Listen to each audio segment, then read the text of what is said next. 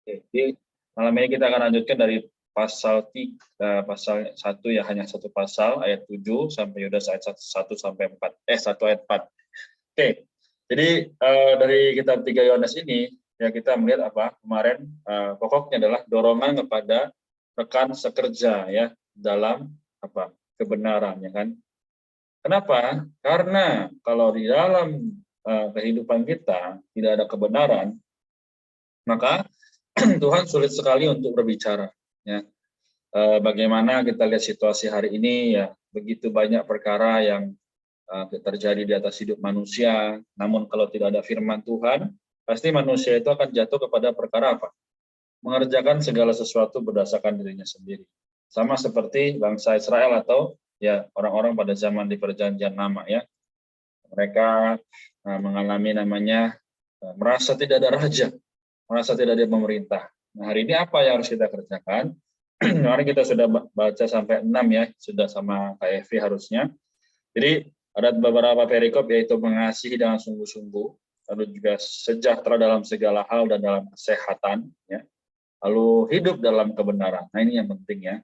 Bagaimana we live in the truth. Kemudian kita memberikan tumpangan kepada sekerja yang dalam perjalanan setia berdasarkan kasih layak bagi Allah ya. Sudah semua sudah di-sharingkan kemarin. Kita akan lanjutkan dulu, nanti kita akan lanjutkan untuk baca tanya jawab atau sharing ya. Oke, kita mulai dengan baca judulnya sama-sama ini ya. B. Menjadi rekan sekerja dalam kebenaran. Oke, pembacaan sudah di chat Zoom ya.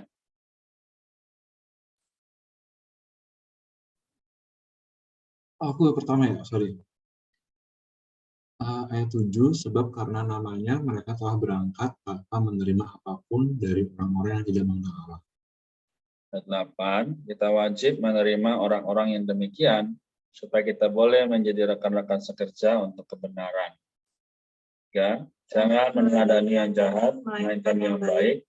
Diotrephes yang meninggikan diri dan ingin berkuasa, teladan yang jahat. Ayat 9, aku telah menulis sedikit kepada jemaat, tetapi Diotrephes yang ingin menjadi orang terkemuka di antara mereka tidak mau mengakui kami. Ayat 10, karena itu apabila aku datang, aku akan meminta perhatian atas segala perbuatan yang telah dilakukannya.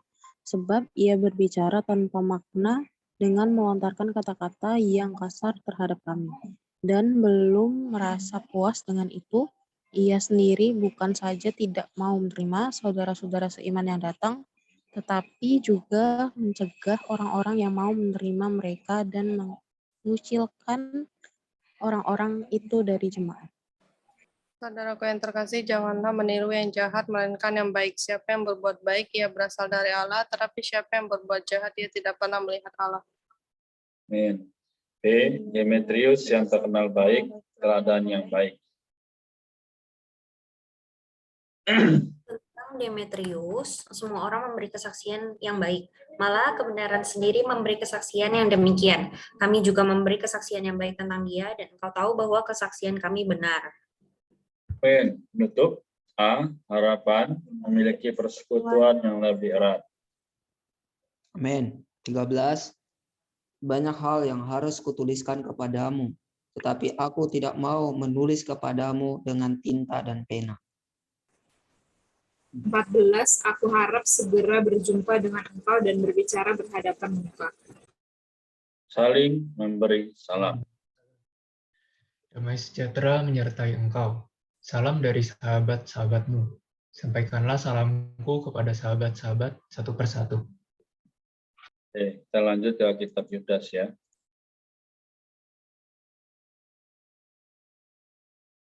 Oke, pendahuluan pada mereka yang dipanggil, yang dikasihi dan dipelihara. Ya, dari Yudas, hamba Yesus Kristus dan saudara Yakobus, kepada mereka yang terpanggil, yang dikasihi dalam Allah Bapa dan dipelihara untuk Yesus Kristus. Oke. Ayat 2, rahmat, damai sejahtera, dan kasih melimpahi kamu. Puji Tuhan. 2. Berjuang untuk iman. Saudara-saudaraku yang terkasih, sementara aku bersungguh-sungguh berusaha menulis kepada kamu tentang keselamatan kita bersama, aku merasa terdorong untuk menulis ini kepada kamu dan menasihati kamu, supaya kamu tetap berjuang untuk mempertahankan iman yang telah disampaikan kepada orang-orang kudus. Bidah ajaran yang murtad. Oke, kita boleh baca sama-sama aja ya ayat 4 ini. Tidak usah terburu-buru, kita perlahan saja. 1, 2, 3. Sebab ternyata ada orang tertentu yang telah menyusup di tengah-tengah kamu.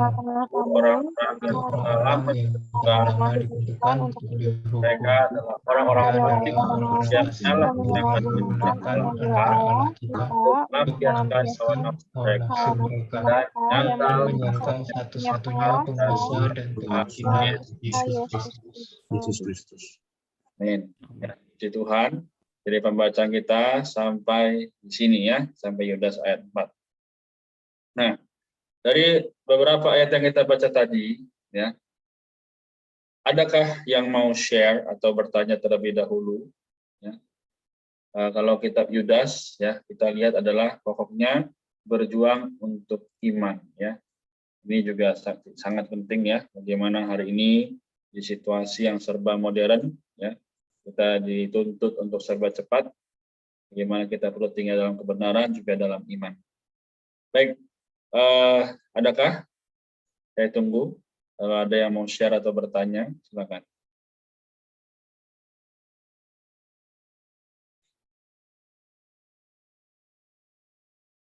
Oke, mungkin saya akan buka dulu. Nanti kalau teman-teman ada mau share atau bertanya, silakan ya.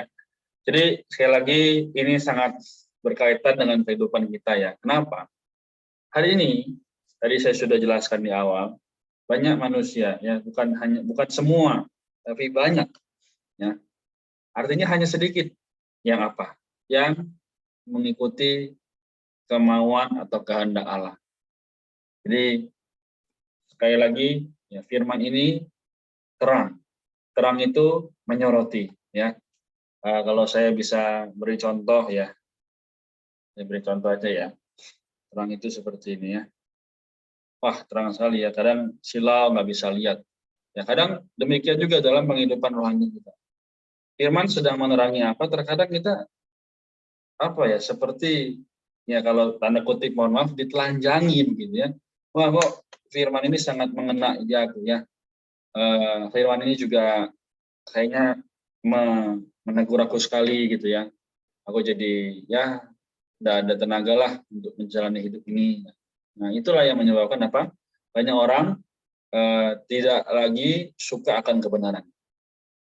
Nah, oke, kita masuk dalam ayat 7 dibilang apa? Sebab karena namanya mereka telah berangkat tanpa menerima apapun dari orang-orang yang tidak mengenal Allah. Ya. Jadi teman-teman sekalian, kita tahu bahwa firman ini juga sangat meneguhkan kita ya, bagaimana Rasul Yohanes ketika dia melayani, ketika dia hidup di zaman itu, dia juga mengalami hal yang sama, bahkan lebih berat daripada kita. Hari ini kita masih ada yang mau mengajak kita bicara. Hari ini kita masih ada firman yang bisa menguatkan kita. Waktu itu dia sambil berjalan, sambil menulis kitab ini, bayangkan. Jadi di ayat 11 dibilang, saudaraku yang terkasih, jangan meniru yang jahat, melainkan yang baik. Siapa yang berbuat baik, ia berasal dari Allah, tapi siapa yang berbuat jahat, ia tidak pernah melihat Allah. Berbuat jahat bukan berarti harus mencuri, membunuh, ya. Banyak perkara yang kelihatannya jahat ya. Ya, malakin orang, nyontek, dan sana-sini. Itu jahat memang. Tapi, nah, kita juga sadar bahwa ketika kita pada hari itu tidak datang pada Tuhan, tidak bersyukur, tidak bersuka cita, itu sudah berbuat jahat. Ya, nah. Baik, sekarang kalau saya tanya, apakah dari teman-teman di sini ada yang pernah melihat orang tidak pernah berbuat jahat? Tidak. Nah ya, semua orang berbuat jahat. Ya, dia kadang mukanya masem, ya mukanya kayak pepaya, ya kan. Ini menandakan apa? Sekali lagi, manusia perlu Allah. Tapi seringkali manusia karena sudah merasa mampu, ya mapan, dijalanin semua tanpa Allah. Ya tidak berdoa, tidak membaca firman. Ini sangat lumrah ya. Tapi bagi kita jangan sampai itu terjadi. Kita 1 hari, 2 hari bolong doa baca kitab, kita bisa bertobat. Tapi kalau sudah keterusan, nah udah jadi habit. Ya. Nah sekarang kita masuk di ayat yang ke-12. Siapa sih Demetrius? Mari kita lihat ya. Demetrius adalah seorang saudara yang bekerja bagi Tuhan, yang melakukan perjalanan. Boleh jadi dialah orang yang menyampaikan surat ini kepada Gaius. Karena itu penulis perlu memberikan satu keterangan, perkenalan yang baik dan kuat tentang dirinya. Nah, jadi ini juga satu teladan ya. Kalau manusia atau orang tersebut sungguh-sungguh hidup bagi Allah, pasti namanya tercatat. Ya. Siapa aja? Ya ini contohnya, Demetrius, Timotius, ya Paulus, Yohanes. Ya. Tapi ada juga yang namanya tercatat karena keburukannya atau supaya menjadi peringatan buat orang-orang beriman. Ya istri Lot, ya memang tidak ada namanya ya, tapi siapa? Ananias, Safira itu juga menjadi keburukan ya. Mereka mengambil persembahan orang. Oke, terus teman-teman sekalian, kita juga perlu menyadari banyak perkara kita tidak bisa hadapi dengan yakin dan kuat ya. Maka perlunya apa? Memiliki persekutuan yang lebih erat. Oke, jadi mungkin poin saya sampai di sini. Nanti kalau masih ada waktu saya akan tambahkan. Saya akan berikan kesempatan pada teman-teman sekalian. Ada Herlin, ya, Farel, Rika, Time, Eva, Axel, Lady, Marta, atau Kamaria, disilahkan. Tuhan. Aku menikmati di Yudas ya. Di ayat 3 sama 4 ini panjang sih sebenarnya, tapi aku nggak akan bacain semuanya. Aku menikmati bahwa ternyata hari ini banyak orang yang menyusup di tengah-tengah kita ya. Dan ini adalah orang-orang fasik ya, tadi dikatakan. Mereka ini adalah orang yang menyalahgunakan anugerah Allah, melampiaskan hawa nafsu, bahkan menyangkal Tuhan Yesus ya. Jadi mereka menyusup, kalau misalnya menyusup pasti tipenya adalah orang-orang yang diam-diam ya. Jadi nggak secara terbuka, aku orang fasik, aku adalah orang yang menyangkal nama Tuhan, kayaknya itu langsung diusir ya. Tapi hari ini banyak di luar sana orang-orang yang demikian ya, orang-orang fasik, orang-orang yang menyusup di tengah-tengah kita. Ya, jadi hal ini nggak bisa kita hindari. Tapi di ayat 3 kita punya jawaban bagaimana kita mempertahankan kedudukan kita agar kita tidak terombang-ambing oleh apa yang telah mereka kerjakan ya. Jadi sebenarnya di 3 Yohanes kan di situ juga ada teladan yang jahat ya, yaitu Diophragtes ya kalau nggak salah namanya. Jadi dia juga ada di tengah-tengah kita, ternyata orang-orang yang jahat itu ada di tengah-tengah kita. Tapi puji Tuhan di Yudas pasal 1 ayat 3 dikatakan kita bisa mengalahkan semuanya itu asal kita berjuang mempertahankan iman yang telah disampaikan kepada orang-orang kudus. Nah, iman di sini sebenarnya bukanlah opini kita ya, bukan juga perasaan kita, tapi iman di sini adalah firman yang selama ini kita nikmati, firman yang selama ini tersusun di dalam kita. Nah, jadi hari ini puji Tuhan, walaupun semakin hari banyak bidah di luar sana yang membuat kita bingung atau membuat kita jadi meragukan Tuhan, atau kita menjadi orang yang sedikit demi sedikit melupakan persekutuan kita dengan Tuhan, tapi asal kita mempertahankan iman, kita pasti akan terjaga ya. Secara batin kita terjaga, bahkan dikatakan kita bisa menjadi teladan yang baik, yaitu orang-orang yang hidup di dalam kebenaran. Jadi hari ini kunci utamanya adalah kita perlu mempertahankan iman kita. Imannya ada di mana? Imannya hanya ada di firman.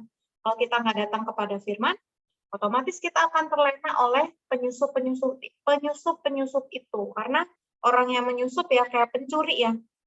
Mereka nggak terang-terangan, "Weh, gue mau nyuri nih di rumah lo," nggak mungkin kan. Mereka pasti menyusup, mereka pasti diam-diam datangnya. Oleh karena itu kita perlu berjaga-jaga. Caranya adalah kita perlu mempertahankan iman kita. Perlu belajar terus datang kepada firman. Walaupun kadang kalau datang kepada firman, aku nggak ngerti nih ngomongin apa. Tapi kita belajar baca aja terus, baca terus. Karena perasaan yang nggak ngerti, nggak ada selera itu hanya perasaan yang disuntikan oleh si musuh, sehingga kita jadi orang yang malas baca firman, jadi ogah-ogahan, mager, dan lain sebagainya. Jadi ya, mari kita mempertahankan iman kita di tengah zaman yang mulai sudah merosot ini ya. Amin. Amin. Haleluya. Ada yang mau share atau tanya?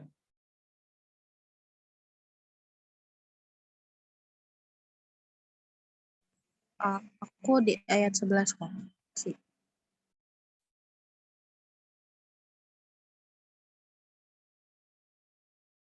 Ya. Jadi ayat 11-nya, saudaraku yang terkasih, janganlah meniru yang jahat, melainkan yang baik. Siapa yang berbuat baik, ia berasal dari Allah, tetapi siapa yang berbuat jahat, ia tidak pernah melihat Allah. Itu aja sih, Koci. Thank you. Amin. Ini boleh jadi nas ya, sebelum istirahat diingat terus ya, sampai nanti yang mungkin berminggu-minggu ya diingat ya, nanti beritahu kepada temannya. Bukan berarti kamu jahat, berarti kamu nggak pernah lihat Allah, kan? Tapi justru apa, ajarin, ingetin dia, ayo kita doa, kita baca kitab, gitu ya. Amin, thank you Erlin. Ada lagi?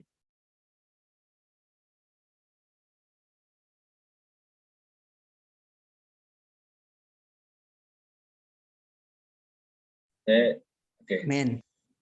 Saya Kak. Ya.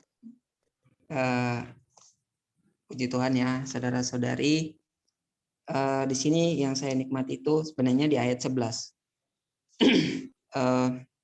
Sudah dikatakan, saudaraku yang terkasih, janganlah meniru yang jahat, melainkan yang baik. Siapa yang berbuat baik, ia berasal dari Allah. Tetapi siapa yang berbuat jahat dan ia tidak pernah melihat Allah. Ya, saya garis bawahi di tidak pernah melihat Allah. Kalau kita lihat di catatan kaki 1 Yohanes ayat 3, pasal 3 ayat 6, di situ dikatakan bahwa tidak melihat Allah itu artinya tidak menerima visi dan tidak mengenal Allah, yang tidak sama seperti orang yang tidak percaya. Saudara-saudari, kita tahu ya bahwa ketika kita percaya kepada Tuhan ya, kita mengenal hidup gereja ya, ada satu visi yang Allah berikan pada kita, bahwa kalau misalnya kita sudah percaya kepada Allah ya, baru kita tidak mengenal visi, maka hal itu menjadi kerugian yang besar bagi kita ya. Nah, oleh karena itu kita perlu mengambil teladan yang baik ya di dalam penghidupan kita, yaitu bisa juga kita mengambil Kristus ya sebagai sebagai kebajikan kita ya, yang bisa menyempurnakan sifat-sifat kita ya, supaya kita bukan hidup ya menurut hidup menuruti teladan yang jahat, tetapi kita menuruti firman kebenaran yang telah kita terima. Nah, untuk itu ketika kita hidup berdasarkan Allah, maka Allah akan terus menampakkan dirinya kepada kita ya. Melalui di dalam kita visi Allah makin jelas ya. Kita makin melihat apa yang menjadi kehendak Tuhan, apa yang menjadi maksud hati Tuhan di atas diri kita. Sehingga di dalam penempuan penghidupan kita setiap hari itu kita tidak keluar ya dari jalur yang telah Allah tetapkan bagi kita. Puji Tuhan. Amin. Amin. Thank you, Jimmy. Sudah kesempatan. 1-2 orang lagi mau.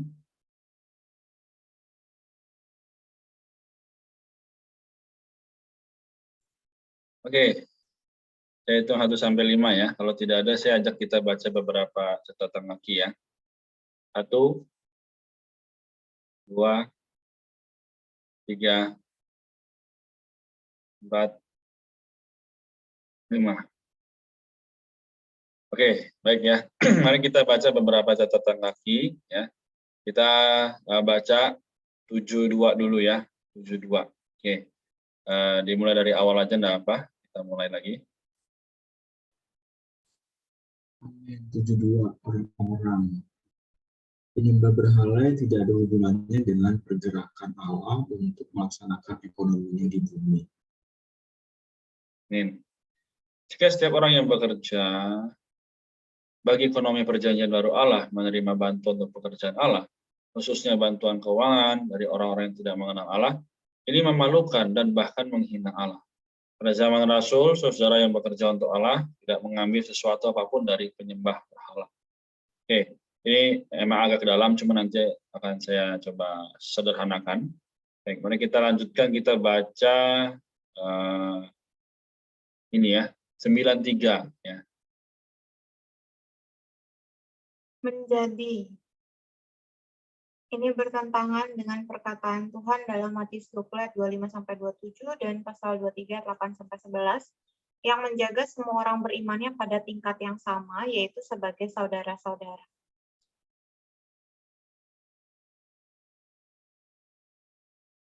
Ya, Helen bisa.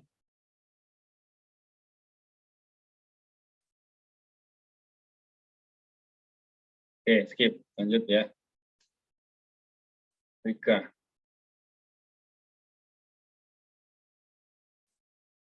Oke, sepertinya berhalangan juga. Ke Marta.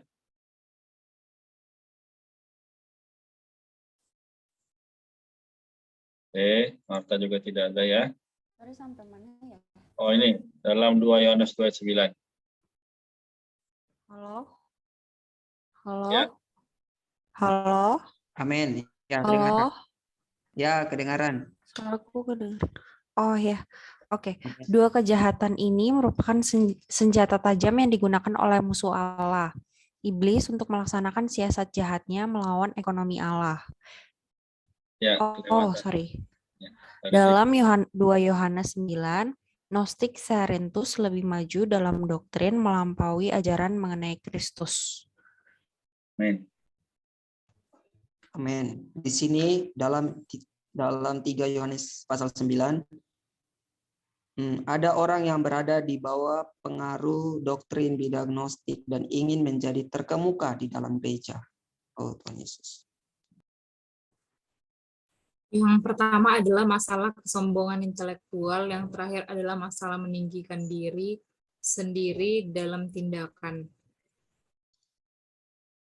Dua kejahatan ini merupakan senjata tajam yang digunakan oleh musuh Allah, iblis, untuk melaksanakan siasat jahatnya melawan ekonomi Allah. Amin. Oke. Farel ya, terakhir. Yang satu merusak kepercayaan kaum beriman dalam realitas ilahi, yang lain menghalangi pekerjaan kaum beriman dalam pergerakan Allah. Amin. Oke, jadi sampai sini aja. Kita nanti catatan kaki yang lainnya teman-teman boleh baca pribadi. Jadi kesimpulan dari pembacaan malam ini ya, saya langsung tutup aja ya. Kita melihat bahwa sebagai kaum beriman ya, banyak orang mulai meninggalkan kebiasaan yang baik. Ya, tadi ya kita juga sudah lihat ya bagaimana orang-orang ya penyembah berhala yang mulai semakin meningkat. Penyembah berhala ya bukan berarti harus sembah patung ya, sembah apapun itu. Tapi berhala itu bisa saja apa saja. Ya, mungkin perangkat yang kita gunakan, entah itu handphone, entah itu laptop, mungkin hobi kita. Ini juga menghambat pekerjaan Allah. Ya. Kenapa susah sekali menginjil? Kenapa susah sekali berdoa? Karena sudah ada berhala itu yang menghalangi. Dan ini adalah sekatan. Dan kita perlu menyadari bahwa tadi dikatakan ya, kita perlu menjadi orang yang menjauhi itu semua. Ya, bahkan tadi ada yang gnostik, ya, tidak percaya akan adanya Allah. Ini teman-teman, kita jangan sampai jadi demikian. Kalau jadi demikian maka sia-sialah penebusan Kristus. Ya, kita sadar bahwa ini adalah zaman yang terakhir. Kalau kita nggak baik-baik mengerjakan segala sesuatu sesuai dengan kehendak Allah, maka yang terjadi adalah apa? Kita kehilangan anugerah keselamatan. Bukan, keselamatan tetap ada. Namun anugerah bisa saja kita tidak dapat. Ya, jadi tiap hari kadang kita lupa, kita tidak datang pada firman, menyebabkan kita tidak mendapatkan kasih karunia. Nah, keselamatan kita memang ada, tapi akhirnya kita tidak menjadi orang yang mendapatkan pahala. Ya, maka jangan sampai kita tidak sungguh-sungguh. Ya, tadi makanya di dalam Yudas dibilang apa? Dia sungguh-sungguh berusaha menulis kepada kamu tentang keselamatan. Ya. Jadi sekali lagi, semoga Tuhan menguduskan kita, Tuhan terus menyucikan kita dari segala kejahatan. Marilah datang baik secara pribadi maupun bersama-sama. Amin. Demikian, saya kira cukup ya. Kita tutup dalam doa. Adakah yang bersedia untuk mendoakan kita semua malam ini?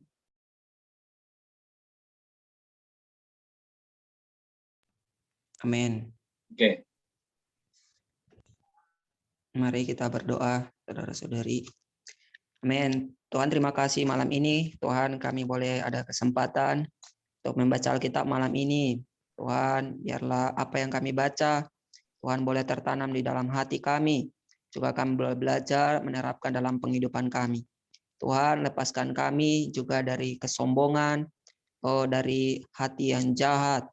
Tuhan, biarlah kami boleh hidup di dalam kebenaran, tinggal di dalam Dikau. Tuhan, sehingga kami makin nampak terang-Mu, sehingga kami hidup menurut kehendak-Mu di atas diri kami. Tuhan, berkati kami semua yang hadir malam ini, juga berkati teman-teman kami yang belum sempat hadir. Tuhan, Dikau tarik mereka, dapatkan mereka, sehingga mereka juga boleh belajar mempersembahkan waktu untuk datang membaca firman. Terima kasih Tuhan, dalam nama-Mu kami berdoa. Amin. Amin. Oke, terima kasih ya. Oke, kita sampai di sini, tapi kita ada beberapa pengumuman dan foto